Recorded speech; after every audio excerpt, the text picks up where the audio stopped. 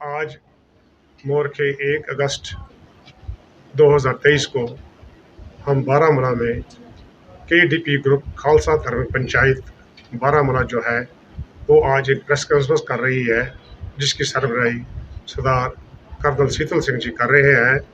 आप सारे ही जानते हैं कि जो गवर्नमेंट ऑफ इंडिया, हमारी जो गवर्नमेंट है, उन्होंने जो 2023 का एक्ट पास किया है, जिसमें उनने हमारे कश्मीरी सिखों को बिल्कुल ही इग्नोर किया हुआ है। क्योंकि हमारे पास प्रमाण है इस बात का कि बिफोर 47 हमारी 2 सीटें बिल्कुल रिजर्व थी, जिसमें कि उस वक्त सरदार बलवंत सिंह रायपुरा त्राल से MLA बने और सरदार कन्हैया सिंह जी बारामूला से MLA बने। और उसके बाद भी 47 के बाद भी सरदार हरबंस सिंह आज़ाद, जिन्होंने सिखों की उस वक्त सारी लीडरी की और उनने उस वक्त के मिनिस्टर बने और हमारी जो कौम है उनकी रहनुमाई की, और हमें कुछ ना कुछ उन्होंने ज़रूर देने की कोशिश की। लेकिन आज का जो दौर है, इसमें हमारी किसी जगह भी कोई रिप्रेजेंटेशन नहीं है। हमें बड़ी आस उम्मीद लगाई थी कि सेंट्रल गवर्नमेंट जो ये डिलिमिटेशन दे रही है और उसके बाद इनने जो सीटें रिजर्व की हुई हैं, शायद हमारी जो छोटी सी कम्युनिटी है 1,10,000 की, हमारा कश्मीर में लोग रहते हैं, इनके लिए भी कुछ ना कुछ किया जाएगा। और विशेष तौर पर जम्मू में लगभग 5-5.5 लाख की हमारी आबादी है, उसके लिए भी कुछ ना कुछ किया जाएगा।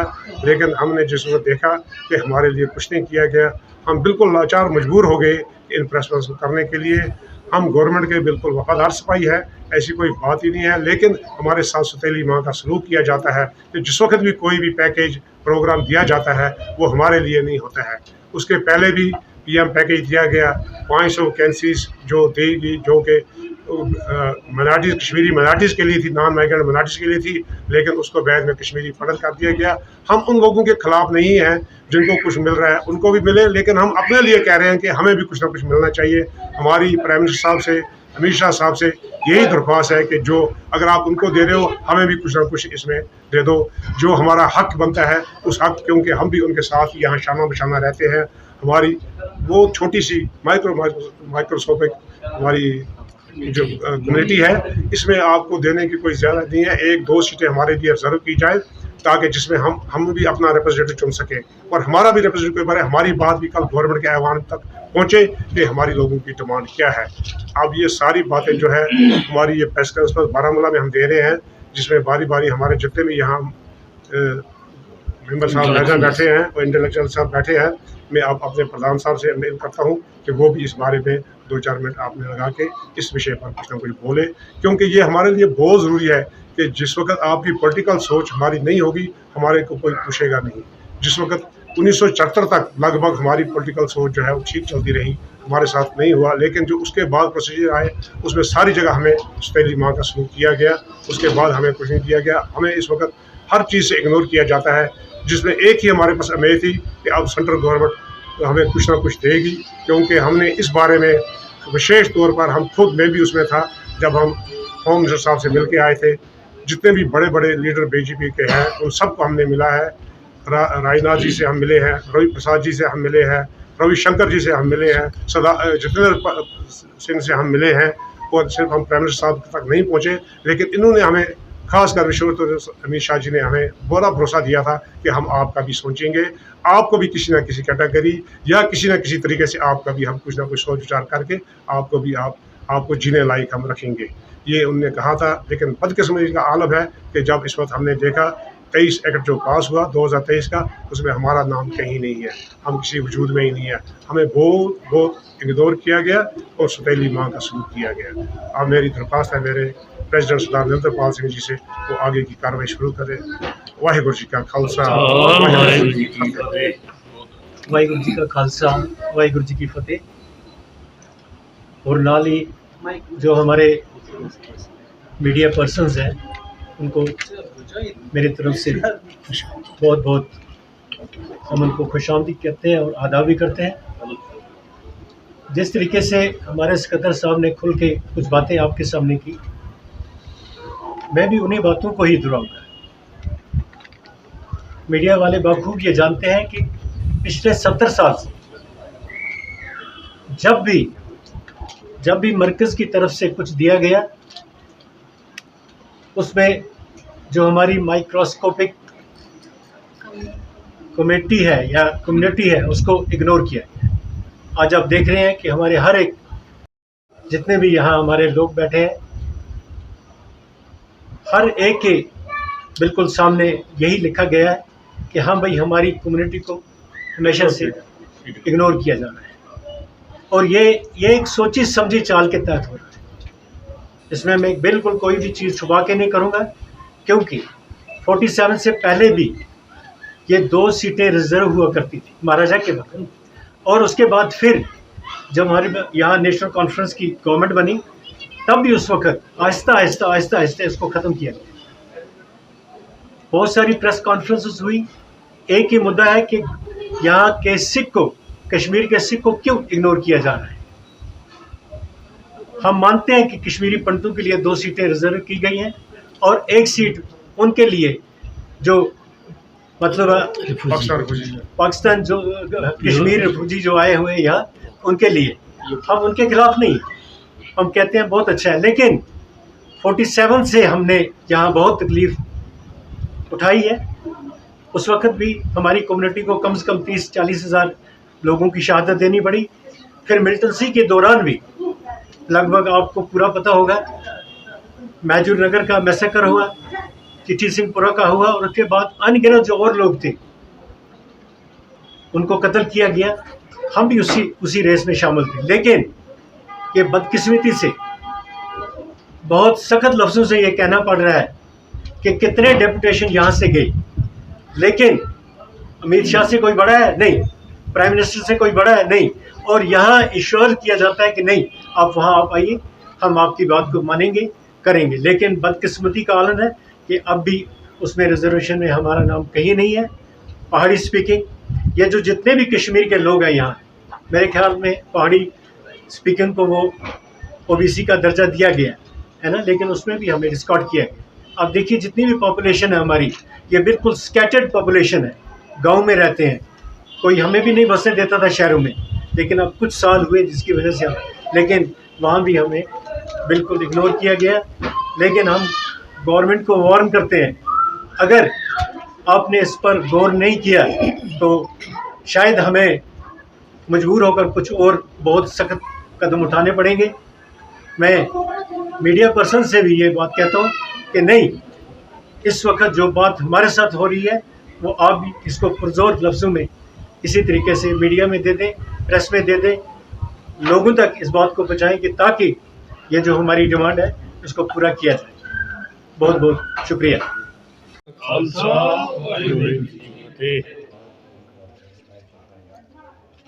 No, everything has been. I'll just speak in English. Okay. Everything has been conveyed and spoken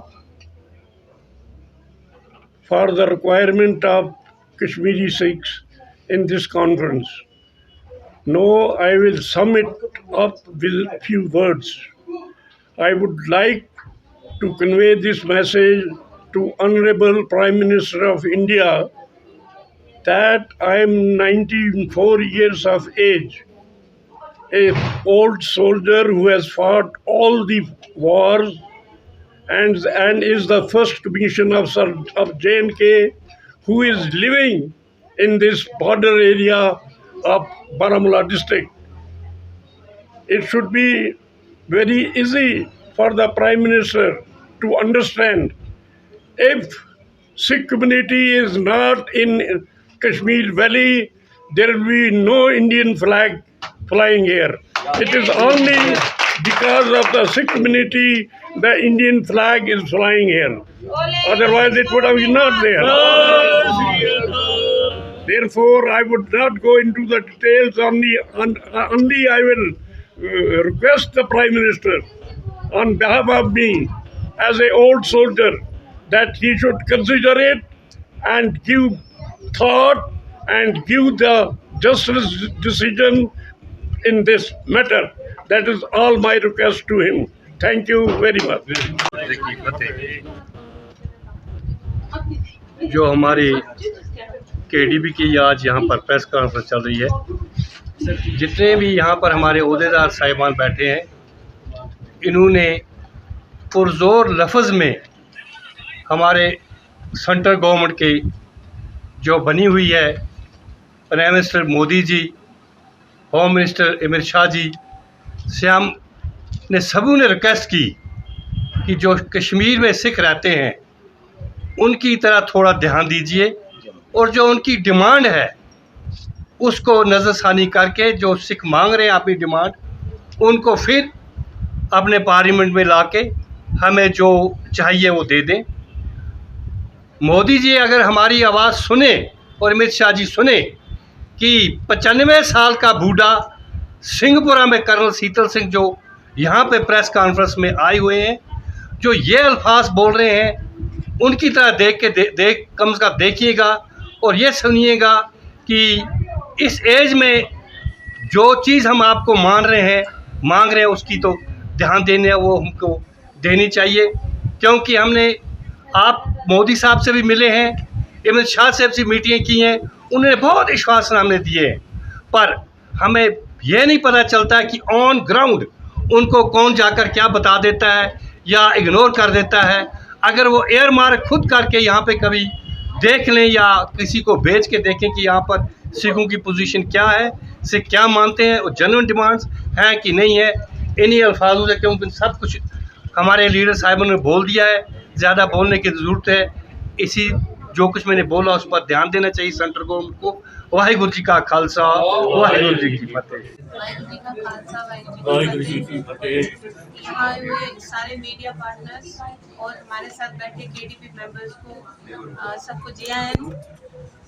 आज सबने इस मुद्दे पे अलग अलग बात की है, तो उन्हीं बातों को दोबारा दोहराने का कोई मतलब नहीं है, क्योंकि ऑलरेडी हमारे प्रेसिडेंट हैं, उन्होंने भी बोला है, सेक्रेटरी साहब ने भी बोला है, वही बात दोबारा रिपीट नहीं करूँगी। लेकिन एक बात ज़रूर कहूँगी कि अगर हमें सच में कुछ गवर्नमेंट से कुछ लेना है तो हम सबको एक साथ आना पड़ेगा। जितनी भी ऑर्गेनाइजेशंस जो अलग अलग काम कर रही हैं, मैं उन सब से यही रिक्वेस्ट करूँगी कि आप लोग सब इकट्ठे आएँ।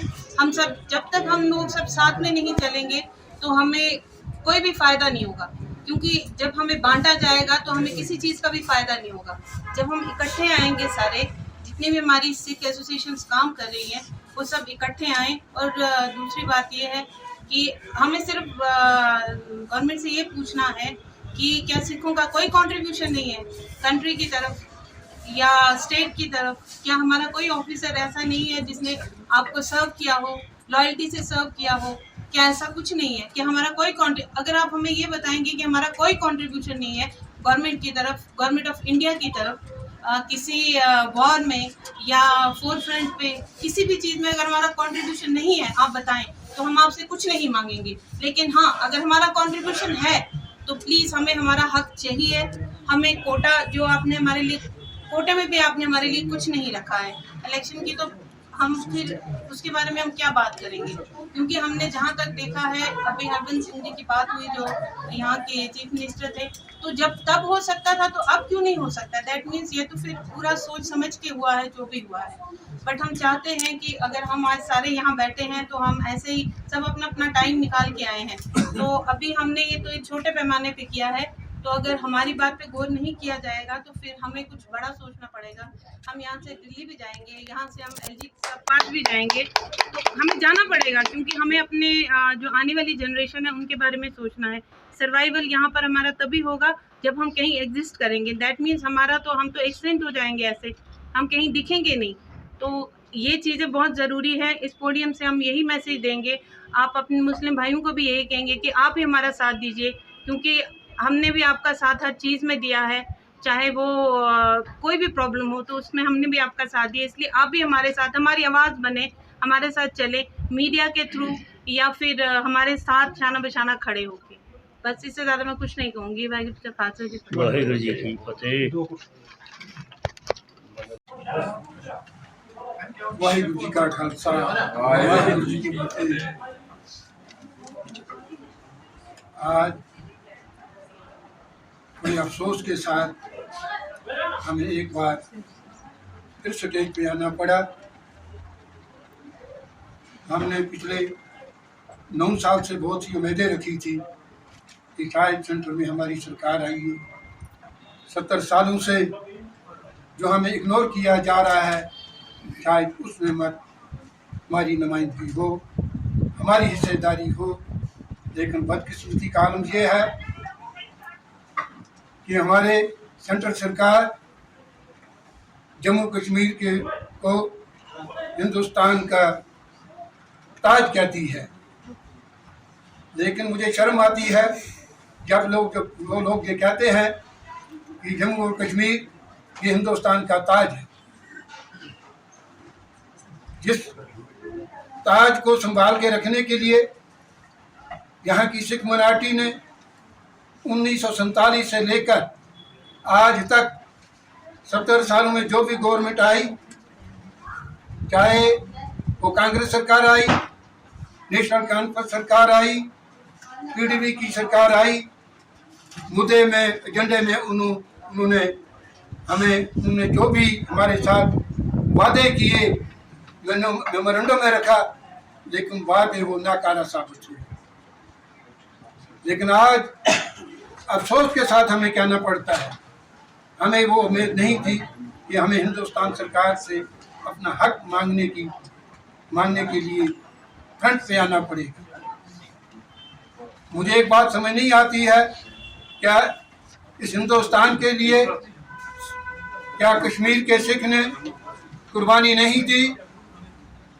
जो भी वबा आज तक हिंदुस्तान में आई उसमें बुलंदबान से वह आगे उन्होंने कुर्बानी का हिस्सा अपने आप को पेश किया। लेकिन क्या वजह है? क्या आज मोदी सरकार भी हमें इग्नोर कर रही है? मुझे बड़े अफसोस के साथ कहना पड़ता है कि अगर ऐसे ही हालात रहे, जबकि अगर पंतों को हिस्सेदारी दी जाती है, हम उसको भी वेलकम करते हैं, उनका हिस्सा बनता है, वो इस मुल्क का, इस देश का एक हिस्सा है। बाकी भाइयों को जो हिस्सेदारी देते हैं उनका भी हक बनता है, उनकी हिस्सेदारी है। गुजर बकरवाल है, उनकी भी एक हिस्सेदारी है। जब उनकी हिस्सेदारी बराबर है तो हमें क्यों इग्नोर किया जाता है? मुझे लगता है कि 70 सालों में जो हमने इस देश के लिए कुर्बानियाँ दी हैं, हमें ऐसा न करना पड़े कि हमें सड़कों पर आना पड़े और हम किसी भी कुर्बानी देने से गुरेज नहीं करेंगे, चाहे हमें कुछ भी क्यों न करना पड़े। तो आज आपकी वसात के प्रेस से मैं आज मोदी सरकार से ये कहता हूँ को ऐसा वक्त न पैदा करें जिससे कि मुल्क में बवाल पैदा हो जाए। नजरसानी करके यहाँ जम्मू कश्मीर के सिखों को जो उनका हक बनता है वो हक दिया जाए। इसके साथ आज यहाँ के जितने भी हाजरीन हैं, चाहे वो सिख हैं, चाहे हमारे मीडिया वाले हैं, सबको वाहिगुरु जी का खालसा वाहिगुरु जी की फतेह और आदाब गुजारिश करता हूँ। आज की जो ये हमारी प्रेस कॉन्फ्रेंस है, ये किस मुद्दे पर है, क्यों है, हमें क्यों आज स्टेज पर आना पड़ा और हमको सिख लोगों को क्यों आज मजबूर होकर ये प्रेस कॉन्फ्रेंस देनी पड़ी हम पर। अगर हम 1947 से इस वक्त तक देखेंगे तो 76 के बाद जो सिख कम्युनिटी है, इसको हर जगह पर जितनी भी गवर्नमेंट्स आई इन्होंने इग्नोर करके रखा, असेंबली से भी और हर जगह से। हर हकूक जो है इनके वो इन्होंने ख़त्म किए। नंबर एक, ये एक हथियार है कि जिस कौम को मारना हो पहले उसकी लैंग्वेज ख़त्म करते हैं। इसी तरह से हर गवर्नमेंट ने पहले हमारी लैंग्वेज जो पंजाबी है उसके इन्होंने ख़त्म किया, उसके इन्होंने दफ्तरों से, कागजों से, स्कूलों से हटा दिया, सब्जेक्ट ही नहीं रखा। और रफ्ता रफ्ता जब कभी भी मुसीबत आई है, सिख कौम अपनी कुर्बानी देने से पीछे नहीं रही। आप 1947 को ले ले, हमारा 50,000 सिख बारामूला, उड़ी से लेकर मुजफ्फराबाद से लेकर बडगाम तक शहीद हुआ है इस धरती के लिए। और इसी धरती पर रहकर आज हमें इग्नोर किया गया है। क्यों इग्नोर किया जा रहा है? क्यों? मैं अपने होम मिनिस्टर साहब मोदी साहब जबकि मैं भी एक बीजेपी का 27 साल से एक एला रुकन हूँ, सीनियर लीडर हूँ।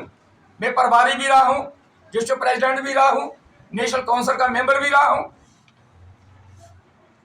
और देखता आया हूँ। हमें सेंट्रल गवर्नमेंट हमारी है, हमने बड़ी दिल खोल के उम्मीदें रखी थी कि मोदी साहब आए हैं।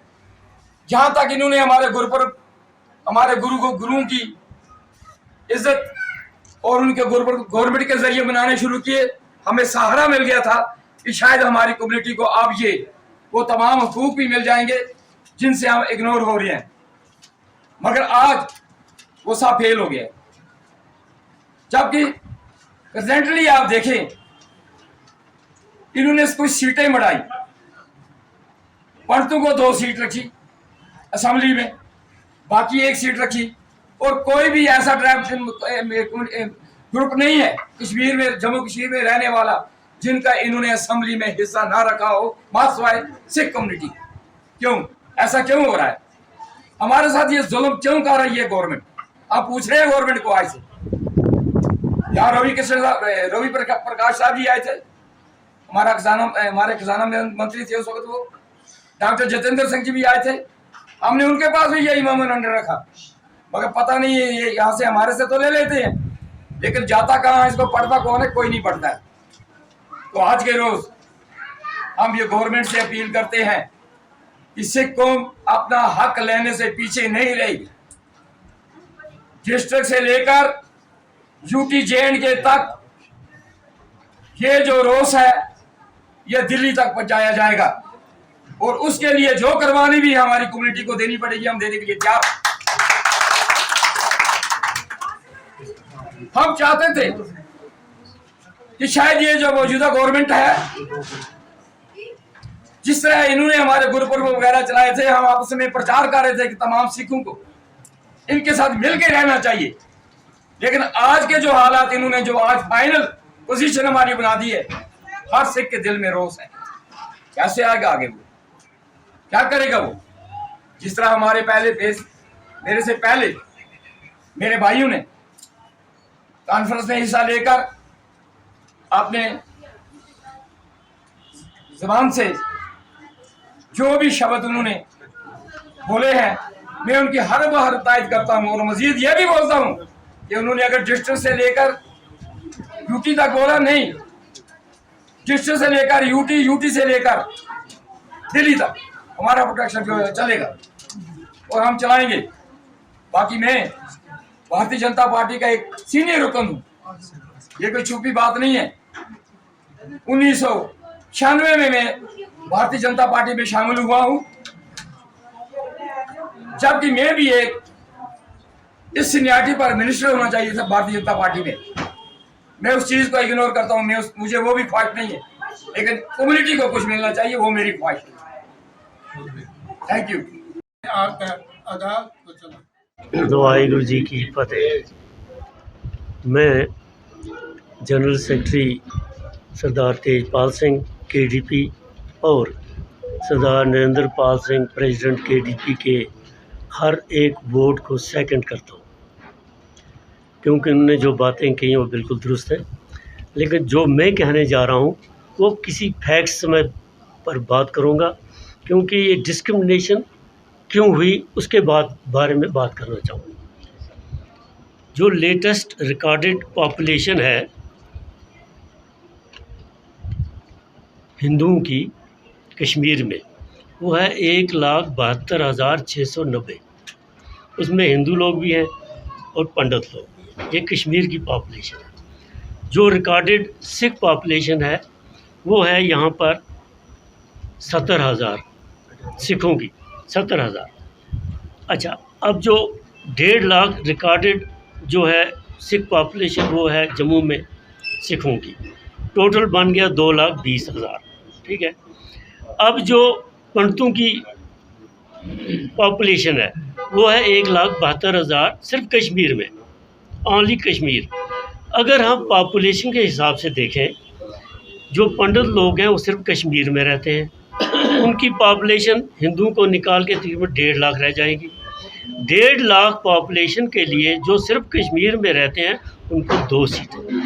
और जिनकी 2,20,000 जम्मू कश्मीर में पॉपुलेशन है, उनके लिए कुछ भी नहीं। क्या है डिस्क्रिमिनेशन नहीं है? टोटली डिस्क्रिमिनेशन है। और अगर मैं एरिया के हिसाब से बात करूं, कश्मीर लोग सिर्फ कश्मीरी पंडित सिर्फ कश्मीर में रहते हैं, उनका जो एरिया कवर्ड है वो सिर्फ कश्मीर में है। लेकिन सिख लोगों का जो एरिया कवर्ड है वो कश्मीर में भी है और जम्मू में भी है। एरिया के लिहाज से भी हमारा नंबर 1 आता है और पॉपुलेशन के हिसाब से भी हमारा नंबर 1 जो हमारी डिमांड है वो है। इकॉनमी की बात करूं, इकॉनमी में पंडित लोग हमसे बहुत आगे हैं। अगर आप उनकी प्रॉपर्टी देखें मिलिटेंसी के दौरान बाद कितनी उन्होंने जमा की है, और यहाँ के सिख लोगों को कहीं उनके सामने स्टैंड नहीं करते हैं। फिर उनको फ़ायदा, फिर उनको रिजर्वेशन। और इससे अलावा अगर मैं सेक्रीफाइसेस की बात करूं, सिख लोगों की मैक्सिमम सेक्रीफाइसेस हैं 47 से लेके आज तक, उसको भी इग्नोर किया गया, दिया किनको? पंडित लोगों को। अब मुझे डर लगता है यहाँ पर। डर क्या लगता है? मणिपुर में क्या हुआ?